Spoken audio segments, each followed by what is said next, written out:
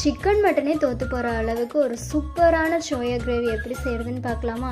இது சப்பாத்தி, நான், தோசை எல்லாத்துக்குமே ஒரு பெஸ்ட் காம்பினேஷனுங்க. வாங்க ட்ரை பண்ணி பார்க்கலாம். ஃபர்ஸ்ட் மீல் மேக்கரை ஒரு 5 மினிட்ஸ் நார்மல் வாட்டரில் ஊற வச்சு அது நல்ல தண்ணியெல்லாம் பிழிஞ்சு எடுத்துக்கலாம்.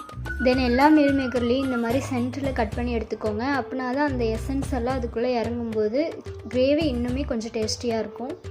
பேனில் எண்ணெய் ஊற்றி எண்ணெய் சூடானதுக்கப்புறமா பட்டை, கிராம்பு, அது கூடவே கொஞ்சம் வெங்காயம் எல்லாத்தையும் ஆட் பண்ணி நல்லா வதக்கி விட்டுக்கலாம். நல்லா வெங்காயம் பொன்னிறமாக வதங்கினதுக்கப்புறமா தக்காளி அதில் ஆட் பண்ணிக்கலாம்.